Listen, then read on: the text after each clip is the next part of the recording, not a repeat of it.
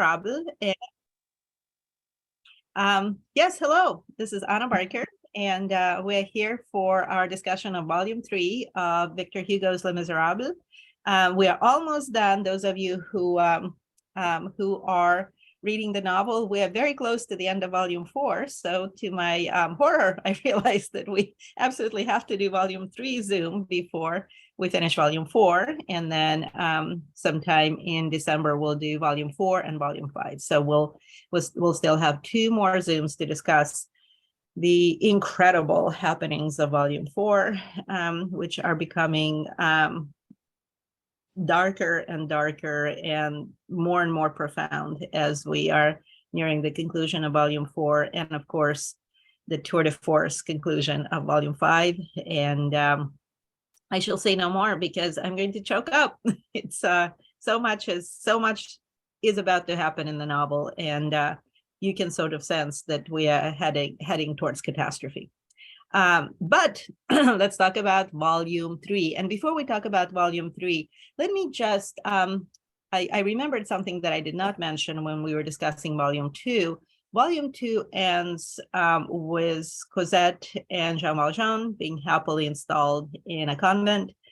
Jean Valjean as a helper of the gardener Fauchelevent, and Cosette, a happy convent student who is all of a sudden experiencing a childhood. It is remarkable to what extent Victor Hugo brings this child who did not have a childhood, who was worse than a servant. She was sort of this little scullery maid, little Cinderella in her little wooden clogs, doing all of the filthiest work in the Thénardier inn, and probably seeing things that a child should not see.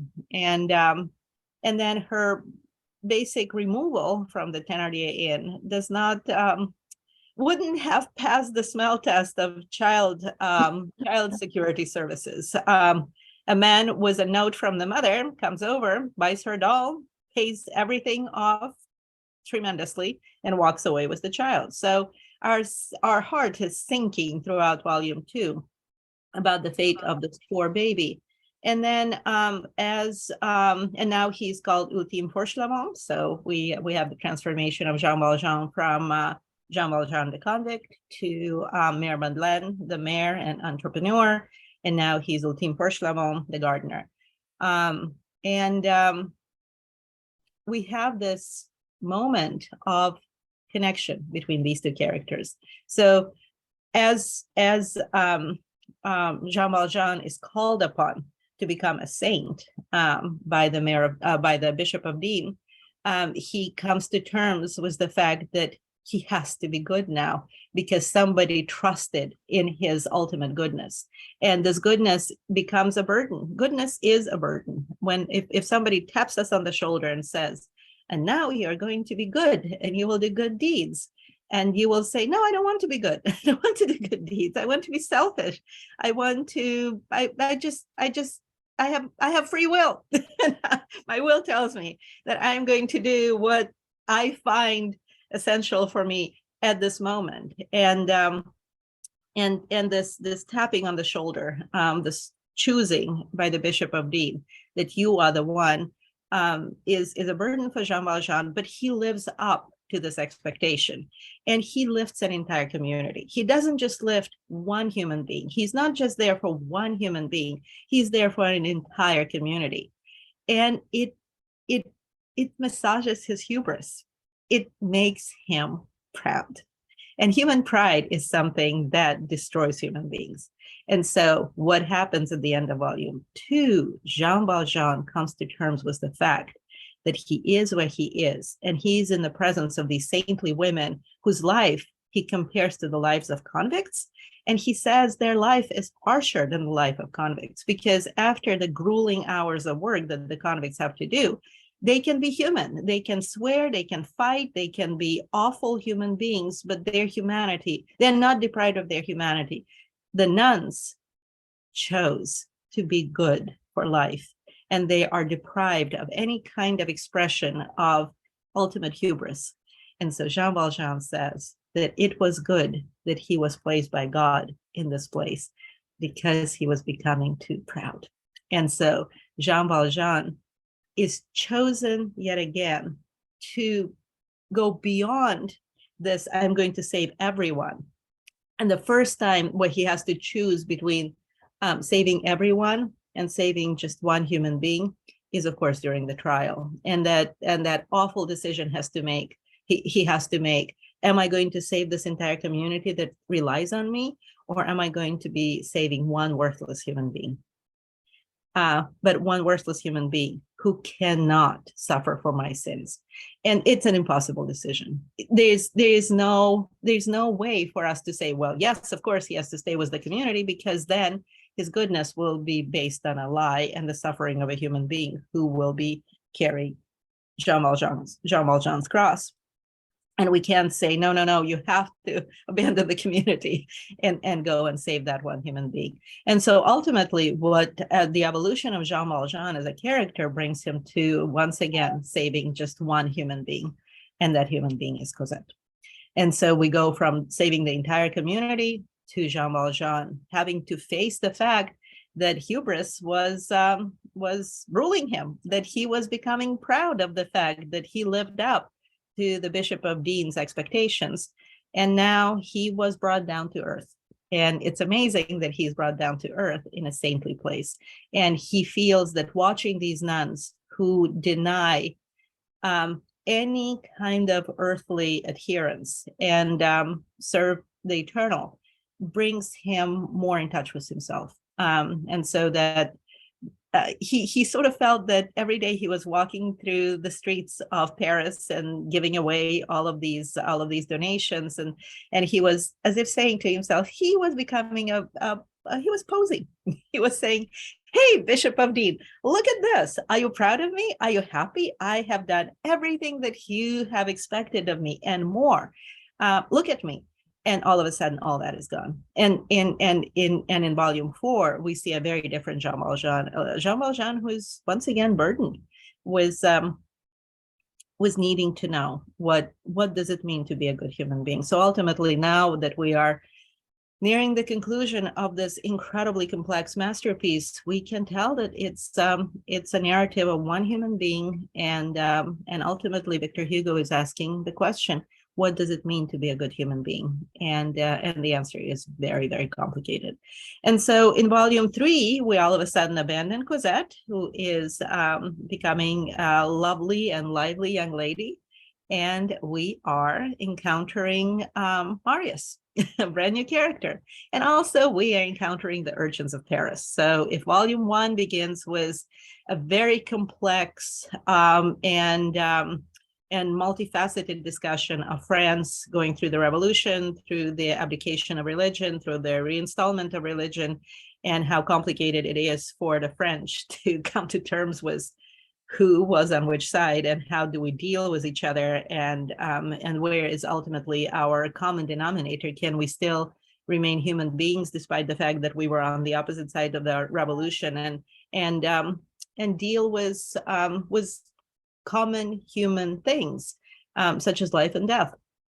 Volume 2 then begins with this incredible tour de force description of the Battle of Waterloo. And Victor Hugo has to come to terms what happened to France, what happened to Europe in the aftermath of the French loss. But it wasn't an English victory. It was just a French loss. And so we have this incredible historical essay. And volume 3 begins with a description of street urchins of Paris. And Victor Hugo will go on and on and on into throughout volume 3 and into volume 4, describing the lives of the dispossessed. And so now all of a sudden, we are really coming to an understanding why this novel is called the Misérables. Because la misère is misery, is poverty, is the state of being dispossessed. I love, in most languages, the novel's title remains Les Misérables. It's fascinating that in Russian, it's called Отверженные. It's the discarded ones, literally, like Отверженные in Russian means the ones who have been discarded, the ones that do not belong to society. And the discarded ones are these little street urchins who own the gutters of Paris. And Victor Hugo's description of these children is breathtaking, and he socks us in the stomach each time he gives us a new detail. These children sometimes have parents, but their parents can't feed them. These children are either orphaned or they have no idea where they come from, and somehow they manage to survive by their own street smarts. They sometimes don't eat for days. I mean, Gavroche sometimes has this little gurgle in his stomach, and he says to himself, "What's that?" And then he says, "Oh, it must be hunger. I haven't eaten." And then he realizes, "Oh, it's Friday. I haven't eaten since Tuesday or Wednesday. I don't remember."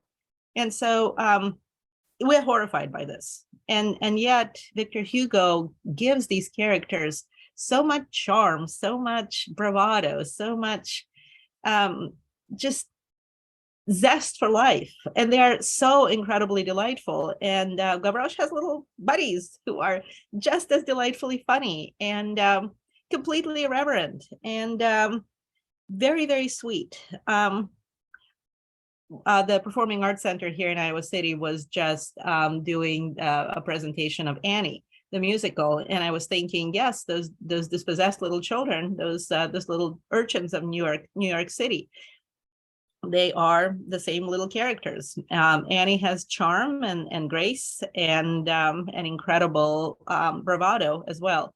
And these little creatures who are abandoned by the world make a place for themselves in society, and you just want to hug them to your heart, and yet they wouldn't want that. They want their freedom.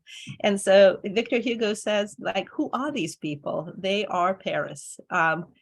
Behold Paris, behold the little creatures of Paris. Do we want it to be different? Yes, we do.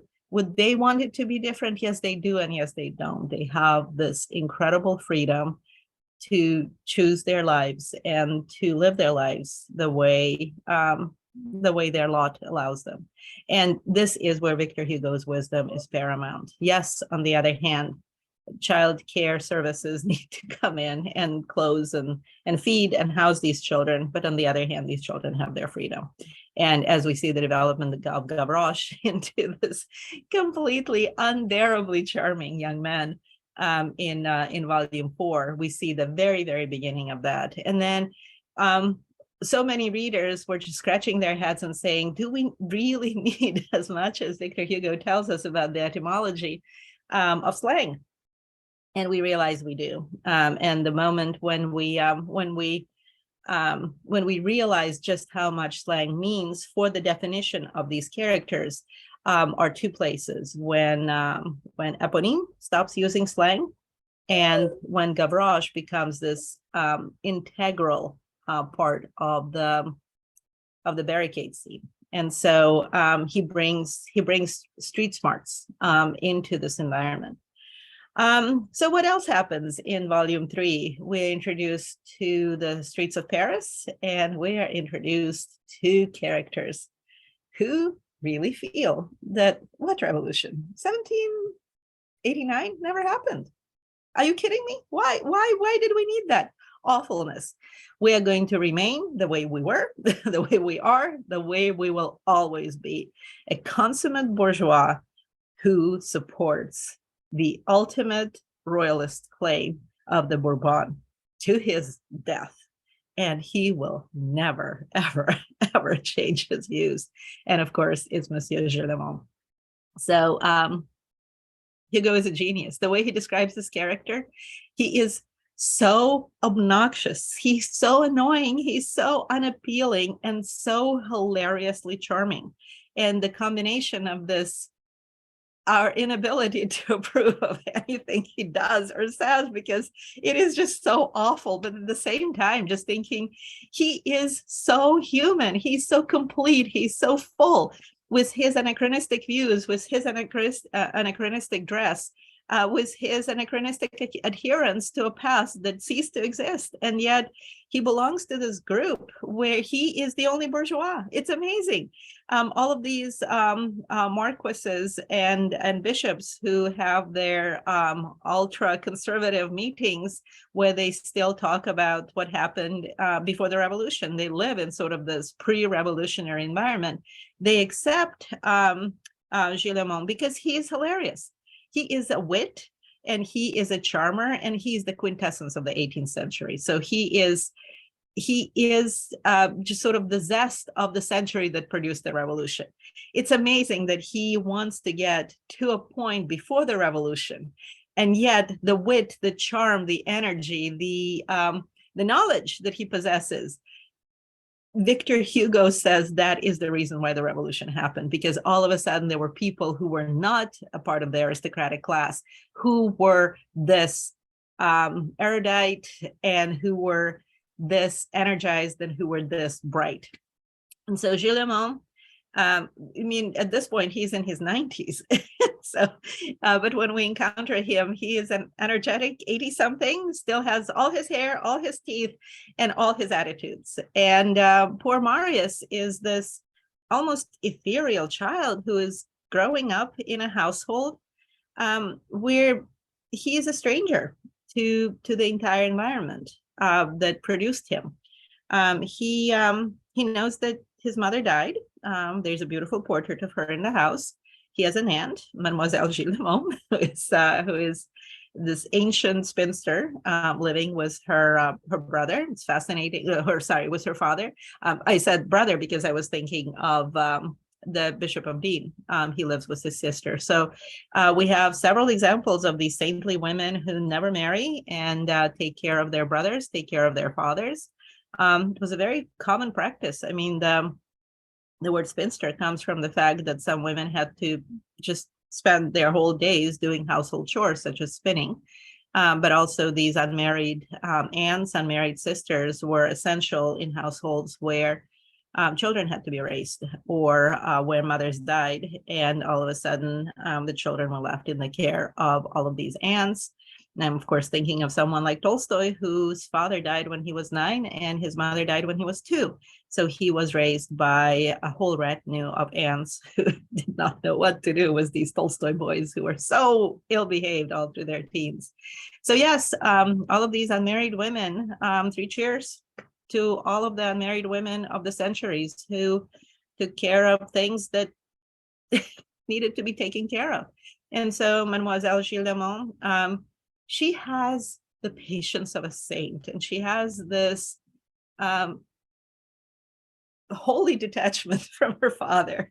She has her little folly. She has her nephew, the Lancer, who comes and exudes this virile masculinity every time he appears, and she's thrilled to be hugging her nephew, and who is thrilled to be seeing him. And she at one point asks him to spy on Marius. And it's fascinating that this Lancer, when he sees where Marius goes, he kind of melts into admiration for this strange cousin of his. Because he disembarks from the omnibus and he purchases the most beautiful bouquet of flowers, and the Lancer feels like, oh, aha, little Marius is sowing his wild oats indeed. I mean, as Gilles says, he's learning to sleep in a woman's bed. He says it so proudly because, goodness gracious, what else can a young man be doing at this age? And then the Lancer follows him, and to his absolute astoundment, stands in the presence of French military glory. And he stands in the presence of a young man who is desperately, desperately mournful for a father he never knew. And so he withdraws at that point. But Marius is this strange, ethereal child. How much does Gilles love him? More than life itself. And he adores this child, but he has a very strange way of showing affection. He scolds him all the time. And we've met people like that before. We've met people who are incapable of hugging, incapable of kissing, incapable of praising. They just can't. It's like it's not a part of their biological creation, but they are going to scold people as a sign of their admiration. And it's impossible to cope with people like that, but you have to eventually just let them express themselves the way they're capable of expressing themselves. And Gilles Lemon is constantly scolding this child. And the child is growing up dreamy, lonely, incredibly lonely. You're growing up with a grandfather who thinks that the revolution never happened, and an aunt who has no connection with reality. And you are growing up in all of these royalist salons where everyone just feels sorry for you.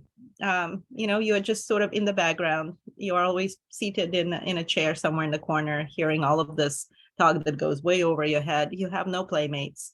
You have no pets. You are completely all alone. And then as you're growing up and getting a very good education, you find out one day that you do have a father, and your father is still alive, but he's dying.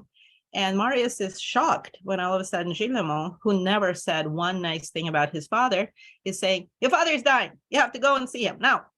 And so Marius goes, and when he enters the room and sees the priest, he sees the doctor, and he sees a dead man. And that dead man is his father. And he doesn't know how to relate. He never met his father. He never heard anything about his father. He's bequeathed a title. He's a baron, Pontmercy, based on the title that Napoleon himself gave to his father. His father got the Legion of Honor. His father fought in Moscow, in Egypt, in Spain. He fought all over the German-speaking countries. He has gone to every revolutionary campaign with Napoleon. And Marius walks out of this house befuddled. He does not know what is it that is happening in his life right now. He doesn't understand why he is forced into rethinking who he is. It's tough enough to be a teenager. You don't understand so much, and you have to come to terms with so much. And now Marius doesn't just have to come to terms with what it means to be him, but he has to come to terms with what it means to have a legacy that is completely contrary to the legacy that he assumed he had, because he called Gillemont father, and Gillemont is very proud of the fact that he trained Marius to call him father. But then all of a sudden, this ghost of a father appears. And Marius is resentful. He does not want to deal with this. It's tough enough to be a teenager.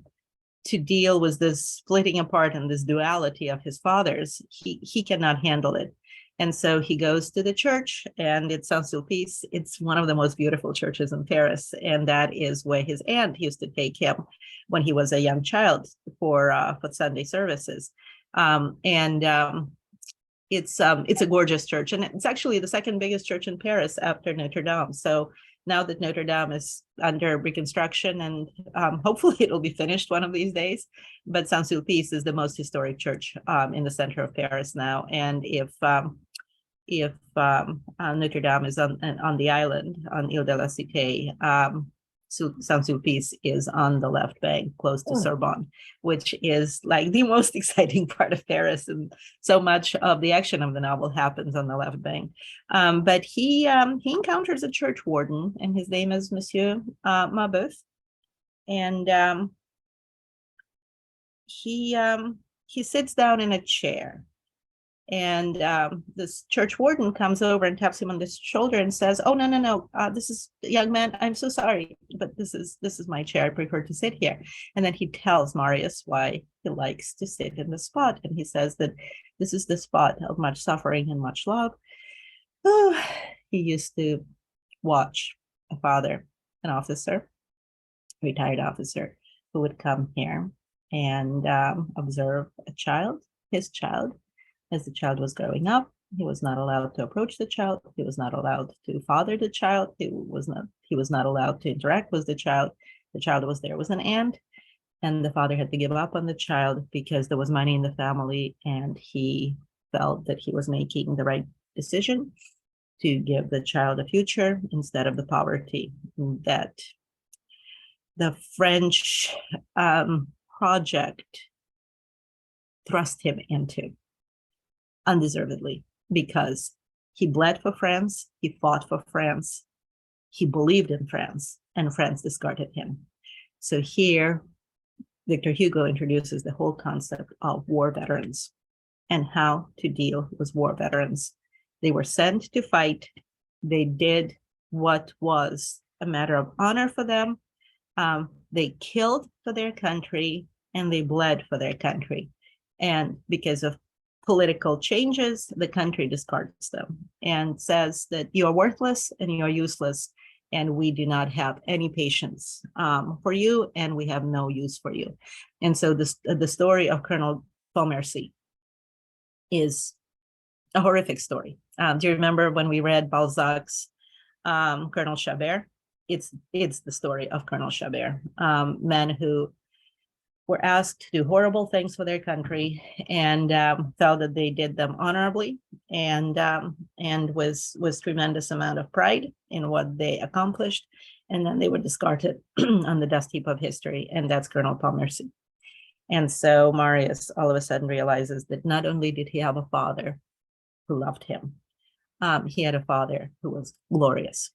And so Marius, who didn't express any interest in history, who didn't express any interest in even current events, all of a sudden rushes to the library and starts reading absolutely everything, every military bulletin, every bit of historically relevant information, searching for the name of Colonel Pontmercy. And he realizes, to his absolute shock, that his father is not just heroic, but belongs on a pedestal, and he places this father on a pedestal. And I need to tell you that at this point, Marius is Victor Hugo himself. Victor Hugo, whose father was a revolutionary general who served in most of the places where Victor Hugo sends Marius's father. He served in Italy, he served in Austria, and he mostly served in Spain. That's why Victor Hugo's Spanish was very, very good. He served in Spain under Napoleon's older brother, Joseph, who was placed on the Spanish throne when Napoleon deposed the Bourbon rulers of Spain. And so Victor Hugo is rediscovering his own past. And it's fascinating because, and I wrote about this like 300 years ago, like way back when. Victor Hugo's mother was a royalist. Victor Hugo's father was a Bonapartist.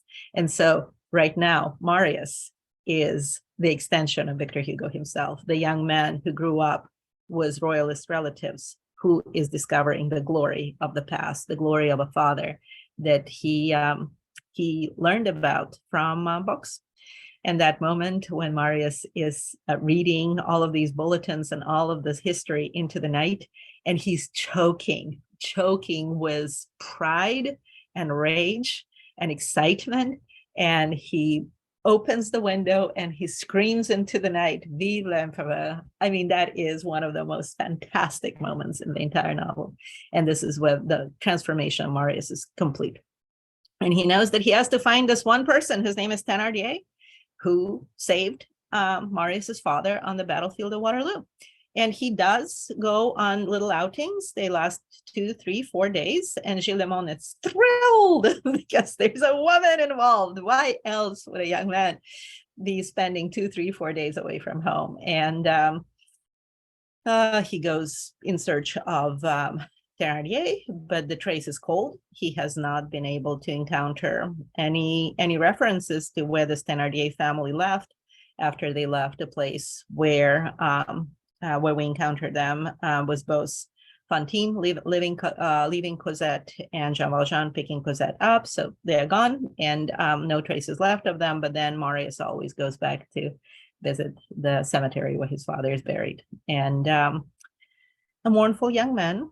And then one day he decides to print calling cards for himself. The calling cards say that he is Colonel Pontmercy, that he's not Marius Gilles Lemon. And the grandfather, who just is getting a little suspicious, he wants to know what's going on. He wants to know what is happening in the life of his grandson, who is becoming all of a sudden so mysterious. And Marius foolishly leaves behind the cards, and the cards are discovered, and also the will of the father, that he's bequeathing this title of a baron on his son, and he's asking the young boy to be proud of his father's heritage.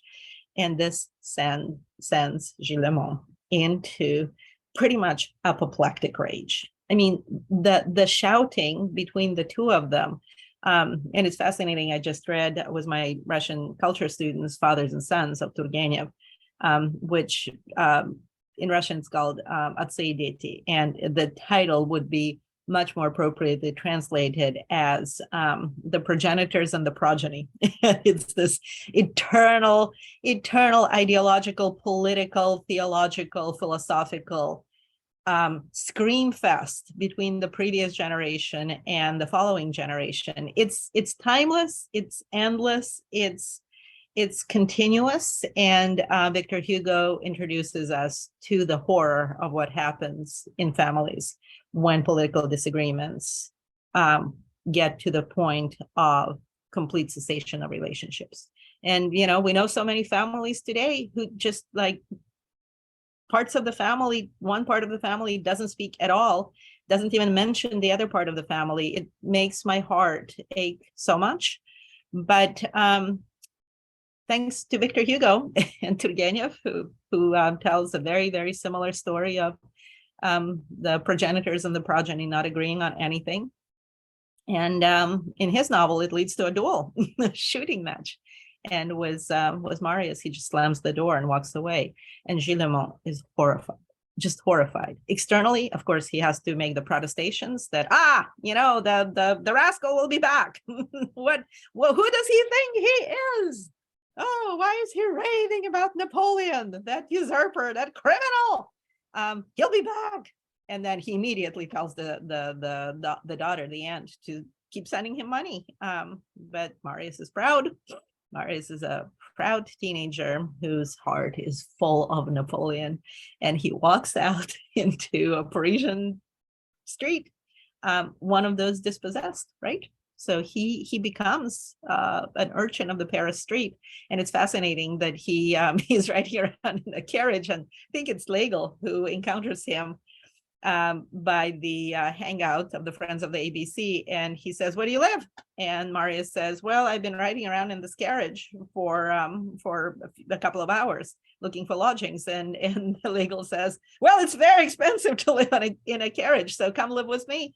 And so he encounters the most delightfully outrageous characters of the novel. They are young, they are students, they are smart, they read everything, they want to give everyone advice about how to live their lives. They are brilliant, they are explosive, they are the essence of Parisian street life and cafe life. And Marius is all of a sudden thrust into an environment of all of these young men who are unbearable and delightful and wild. And why they call the Friends of the ABC? Well, it's once again Victor Hugo's big project. Universal education is something that he feels will lift people out of poverty.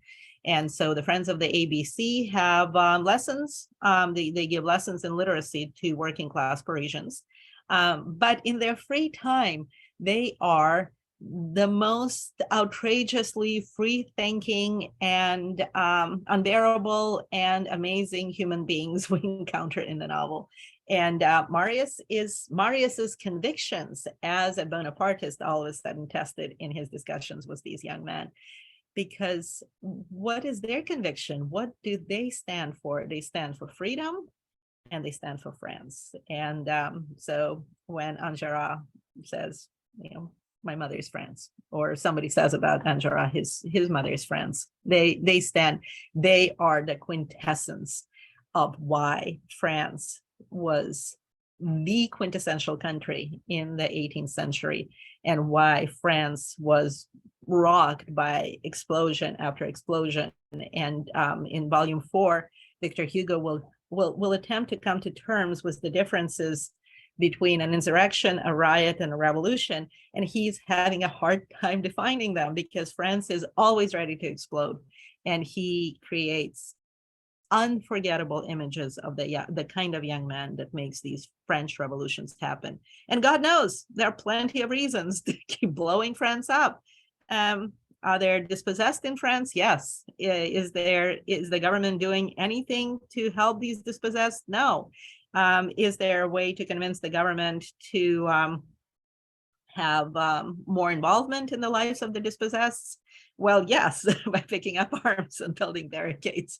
And it seems to be so counterintuitive that in order to create greater freedom, greater equality, greater fraternity, one must deprive people of lives. And that is the whole point of volume 4 and into volume 5.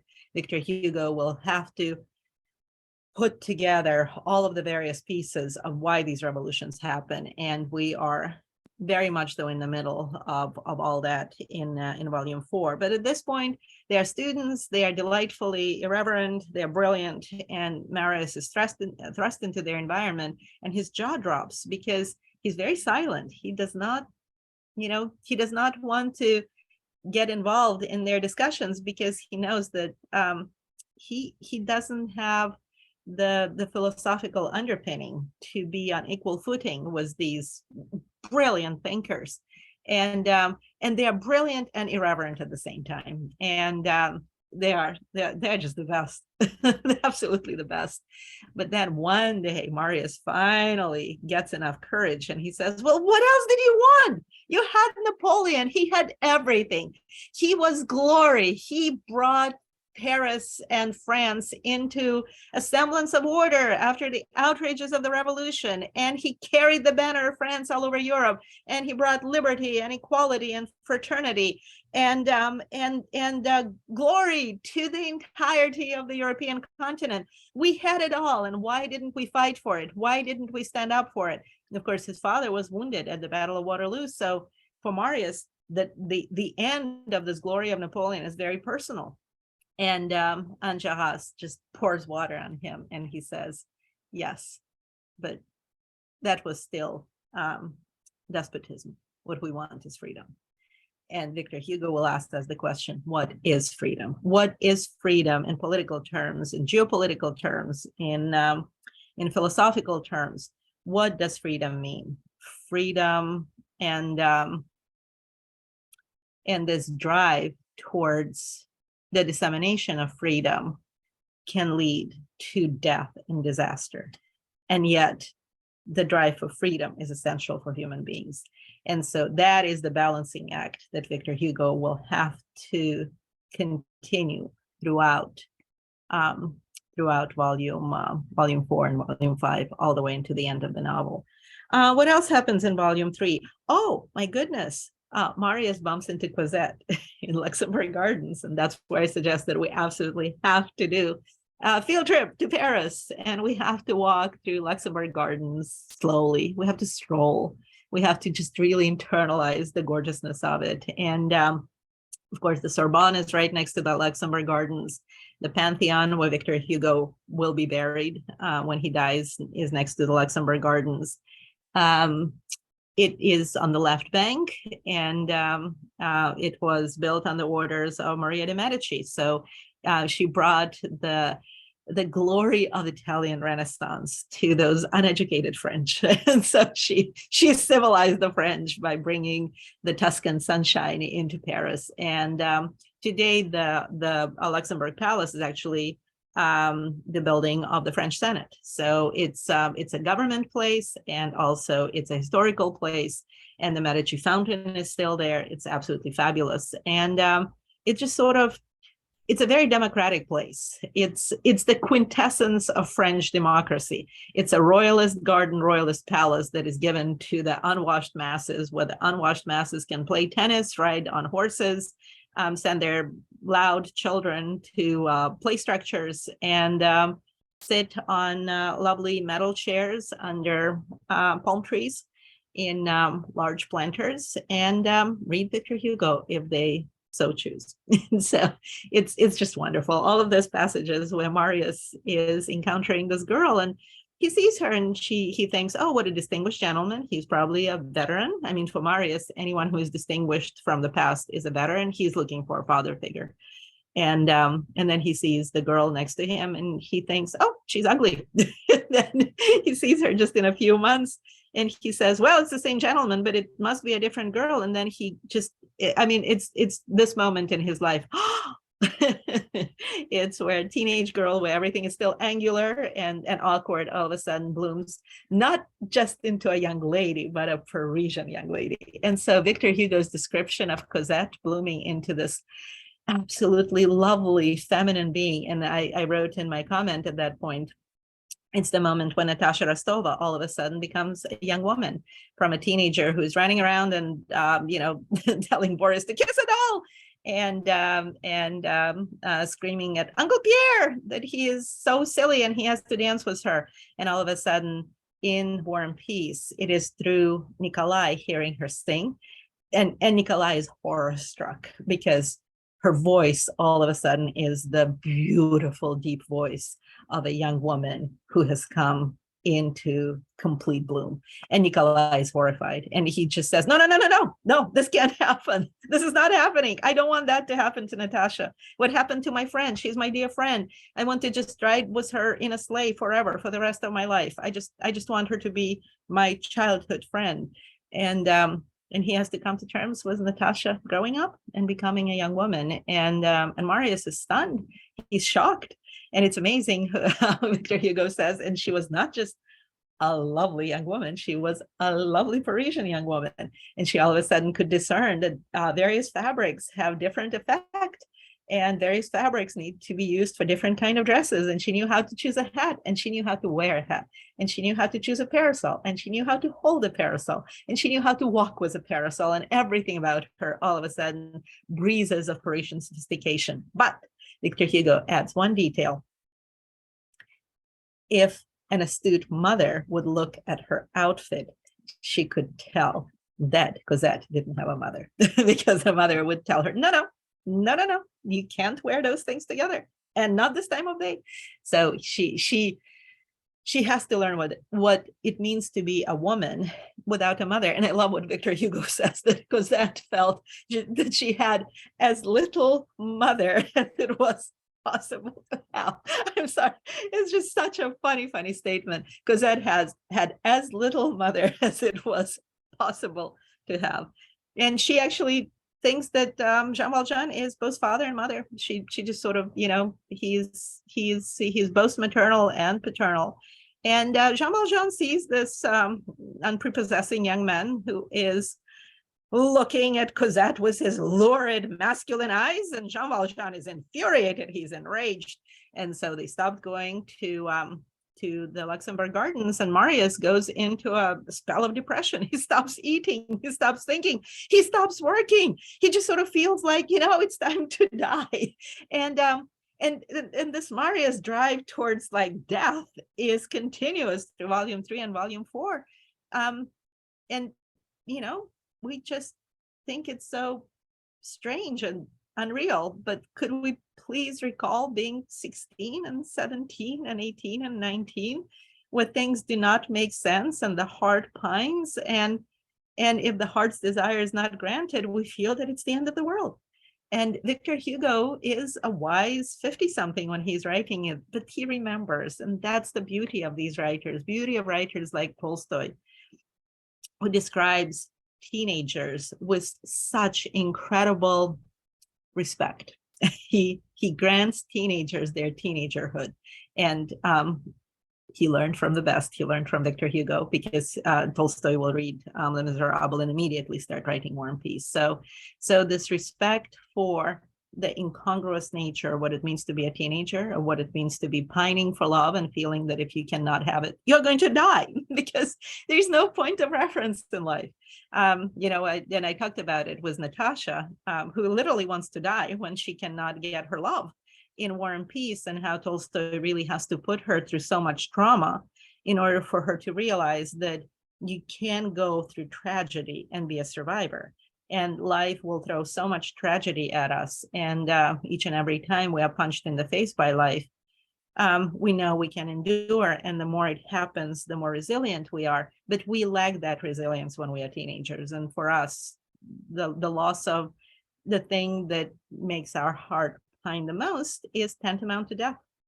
And so Marius, who learned English and German in order to translate things that earn him a little bit of income, stops working, stops eating, and he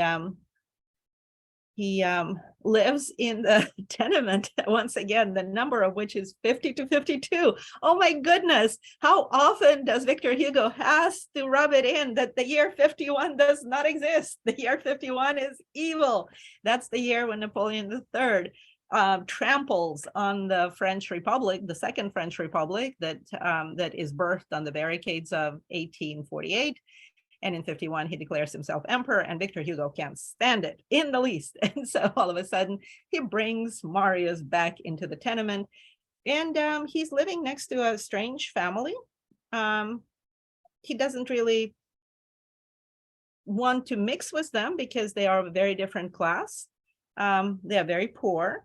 And he is very poor, but he is very well educated. So the class difference between Marius and the family, of course, it's the Thénardier family. Without knowing it, he is living next to the man who saved his father in the battlefield of Waterloo. And the moments where Apponine comes into his room, and she says, well, you know, she, with every motion of her soul, she tries to tell him, I am different.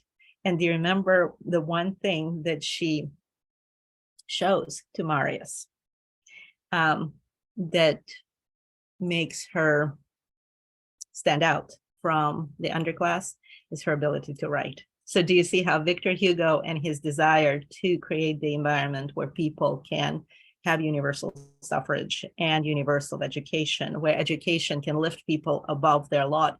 Do you remember what he says about Fantine? She couldn't write.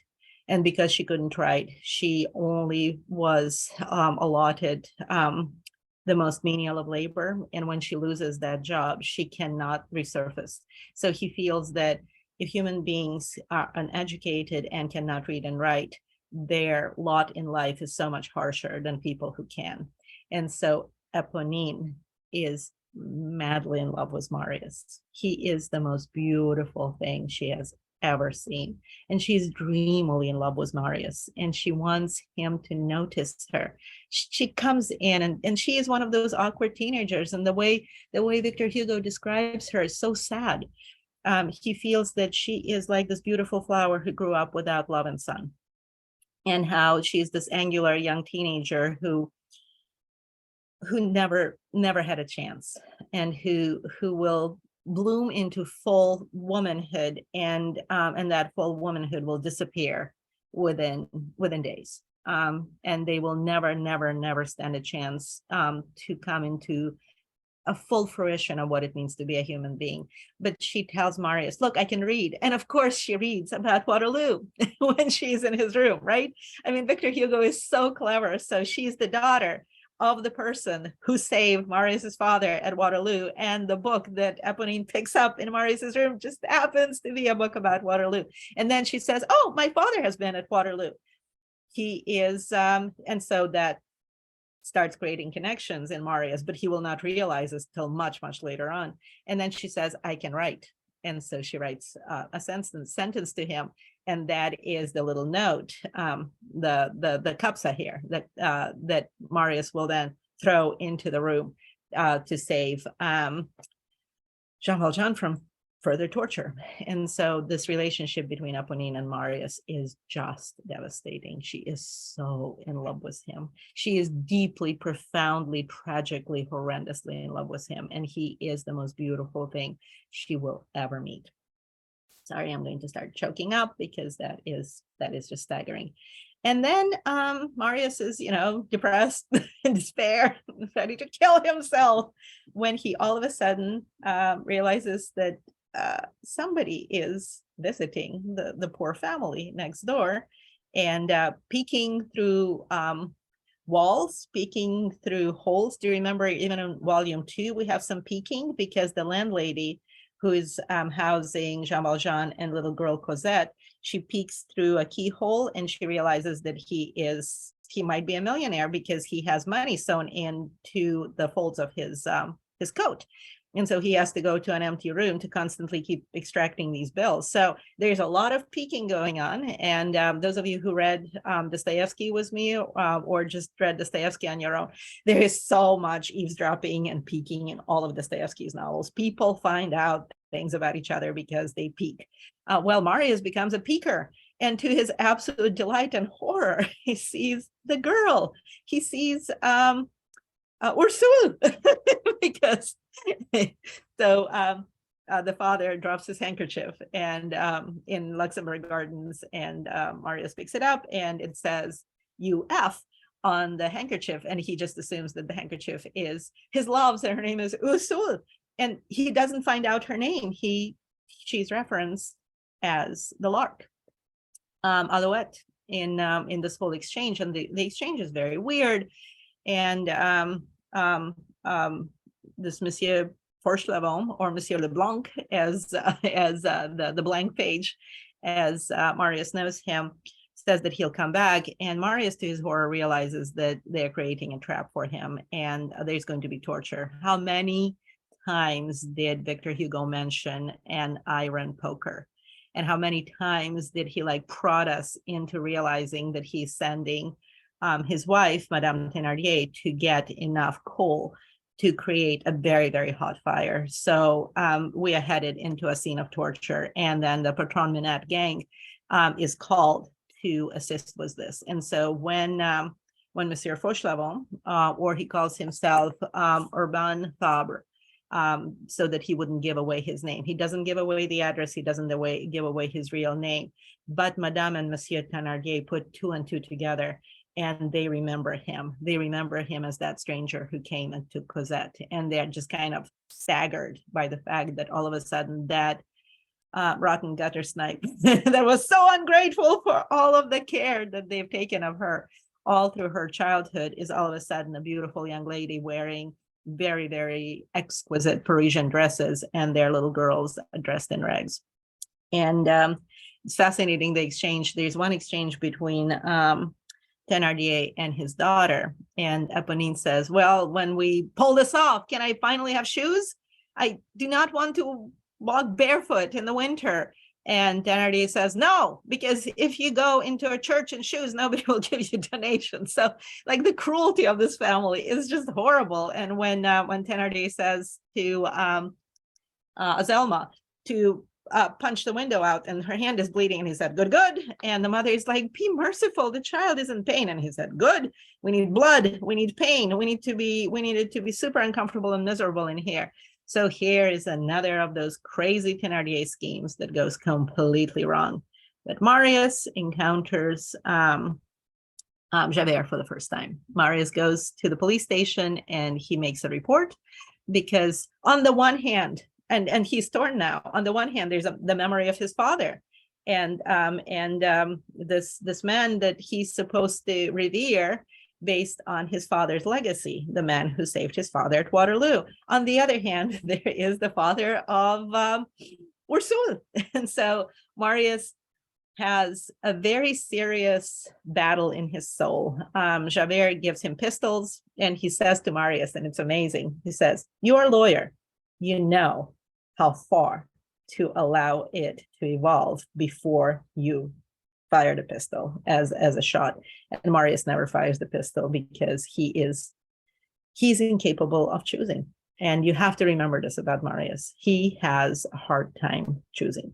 And so Marius eventually has this ingenious solution. He throws the little note written by Eponine that the cops are here, and Javert marches in and arrests everyone, but he looks at the person who was, I love the chapter title at that point in Hugo, that as soon as you are starting to make arrests, arrest the person who was the at whom the violence was directed, something like that. It's a horrible paraphrase, but arrest the person who was in trouble. When in doubt, arrest the person who was being tortured. And Jean Valjean disappears again. So once again, volume 1, we have the disappearance of our main character, and volume 3, and it was the disappearance of our main character. And so that is sort of everything that I wanted to say about volume 3. It was a very wiggly Watson who just decided that I'm going to do a lot of wiggling. So I would love to take questions. And I noticed that some of you had to leave, but I think John is gone. So I will moderate my own questions, and please ask them. I will attempt to answer them to the best of my ability. But volume 3 is in the middle. We have volume 1, 2, then we discussed 3 today, and then we have volumes 4 and 5. And it literally is the middle volume, middle of everything. Nothing is resolved. We introduced to a new character, Marius. We introduced to the Friends of the ABC.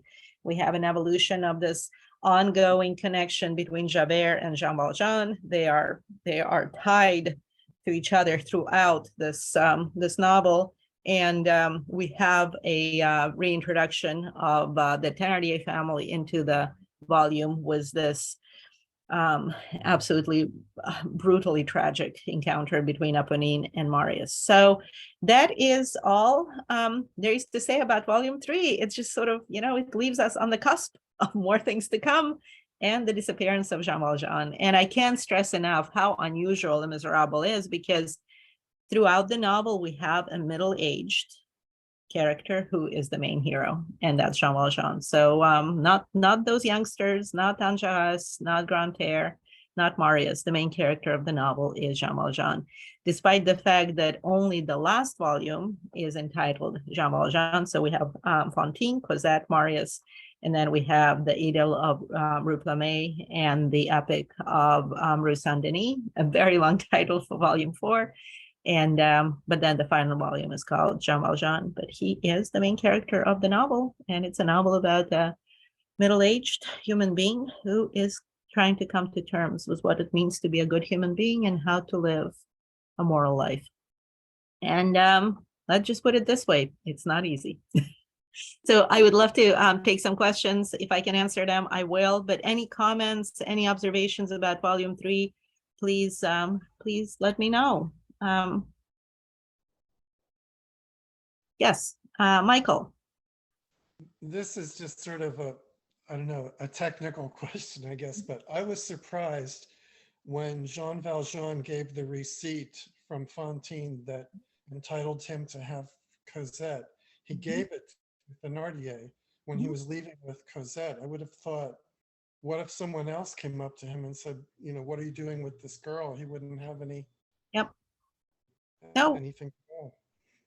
And Victor Hugo leaves it at that.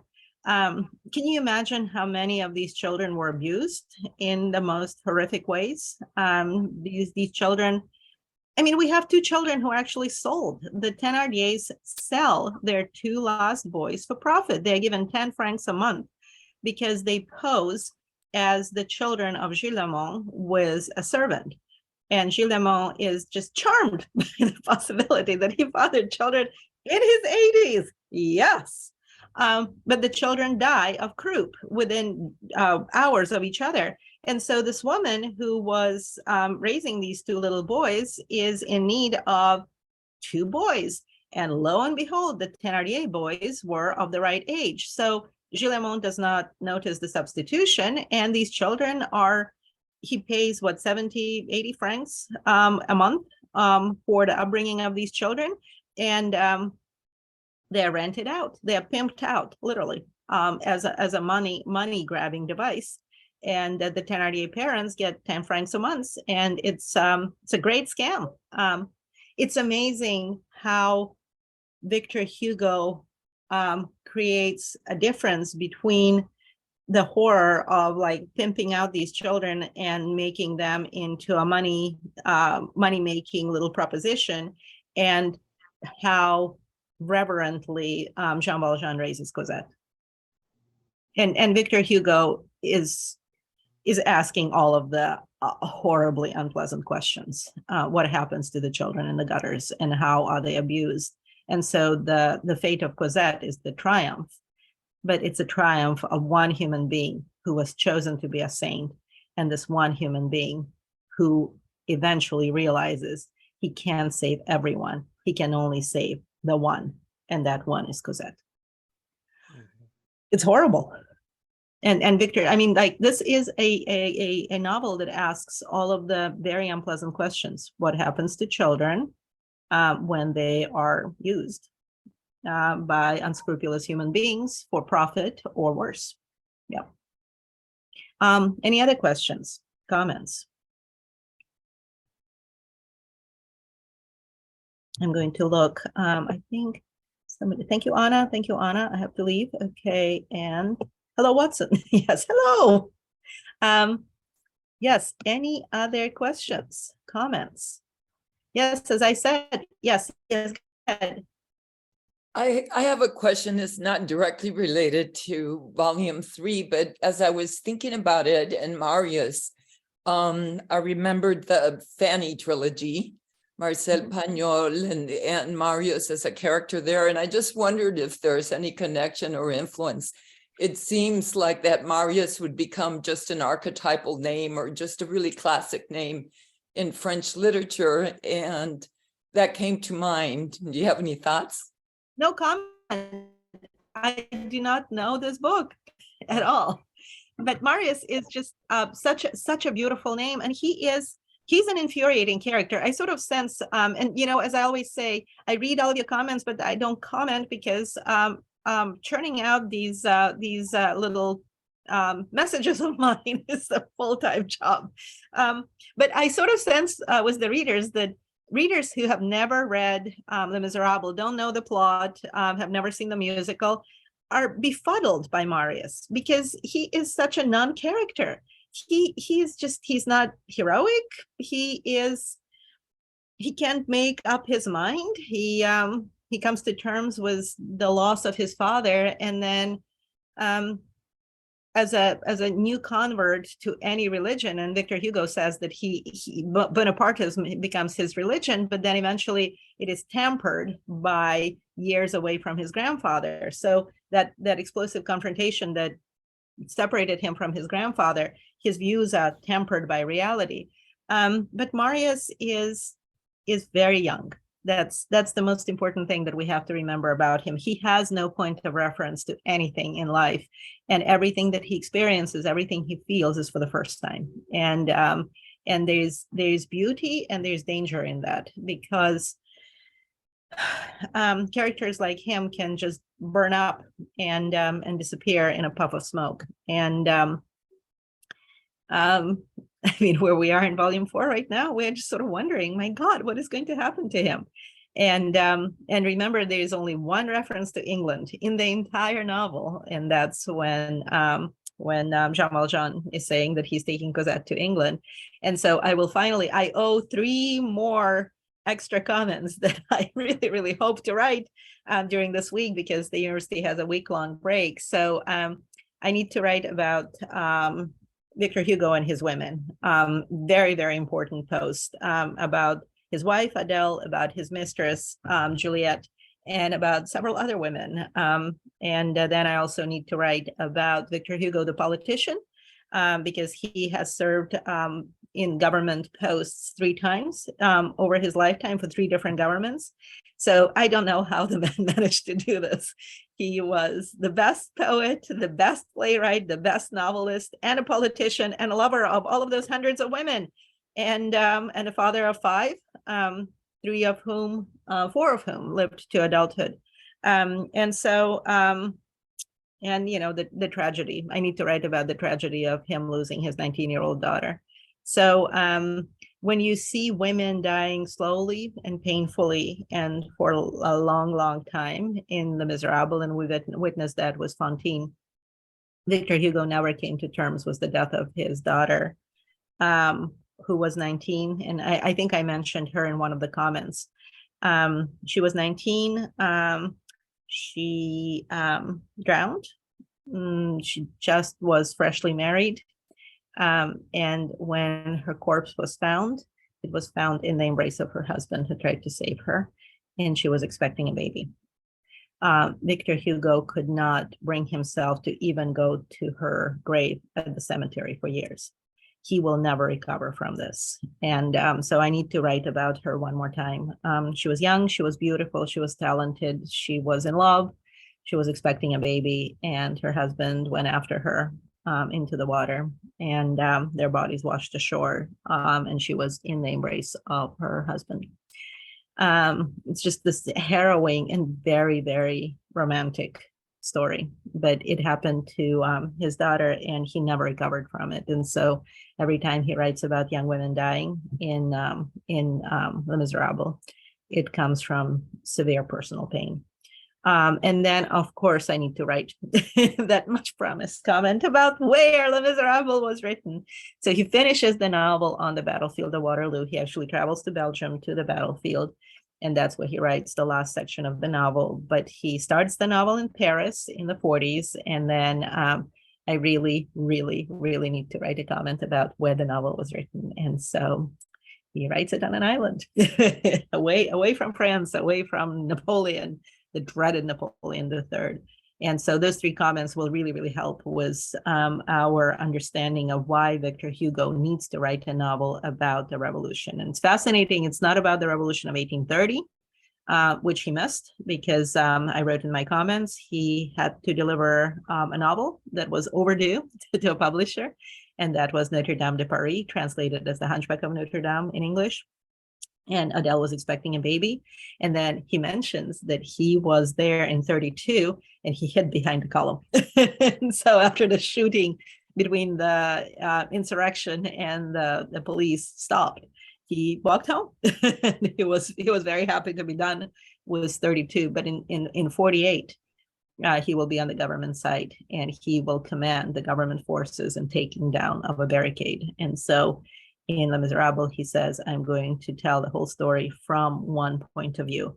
And it's amazing that he is attempting to rewrite his own presence in French history by creating a novel that is told from the point of view of the young men who rise against the government and not the government troops.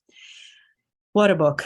What a book. And so you are realizing by now, it's not a book about one character or a group of characters or a certain concept or Victor Hugo's place in all of these events. It's a book about what it means to be French in the 19th century. Nothing less than what it means to be French in the 19th century, what it means to have the legacy of the 18th century, of Louis XIV's, of this tremendous triumph of French culture and French literature and French philosophy and Frenchness all over the world. And then the deposing of that paramount achievement was the revolution of 1789, the terror, the coming to terms was Napoleon, was Waterloo, was the Restoration, was the revolution of 1830 that brings Louis Philippe to the throne. And then, of course, the novel ends while Louis Philippe is the king, and Napoleon likes Louis Philippe. You know, in my next comment on volume 4, we'll start with Hugo's essay on Louis Philippe and his significance in French history. But then, of course, Victor Hugo is writing this in 60, 61, 62, looking at the entire span of French history and the aftermath of not just 30 and 32, but 48. And he's writing it during the reign of Napoleon III and the Second Empire. So Victor Hugo has witnessed republics, monarchies, restorations, empires, and the complexity of trying to put all of this together and assess what it means to be French in the 19th century is Victor Hugo's greatest accomplishment. He writes a novel for the ages. He writes an epic novel of the French soul, nothing less and ever so much more. And so onto the barricades, I have my little French flag here. It's a very small French flag. And I even have an enormous French flag. So here it is. I have Frenchness. Victor Hugo is, as always, staring at me throughout my work on this novel and glaring at me angrily. So this is France. And onward, we are on page 1000 today. And I think after the next passage, we'll have only 65 chapters to go. So we, as of tomorrow, I think we'll be on chapter 300. And then 65 chapters to go. And December 10th, we're going to finish. And then in the course of December, I'll do volume 4 and volume 5 Zooms. And in the next 2-3 weeks, I will have those 3 extra posts. And much will become clear about Victor Hugo and his tremendous project in writing this novel. But in so many ways, it's a giant shaking of the fist at Napoleon III and saying, "You think you are in charge? Ha!" The triumph of literature over politics. That's what we like so much, right? Well, this was fantastic. Thank you so much for tuning in. And I know that John is going to post this sometime later, even today. And then no comment tonight. And we'll just continue on. Page 1000, chapter 300. And we have to install a red flag over a barricade. So good luck and onward. Thank you so much. Bye-bye. Thank you. Bye. Bye.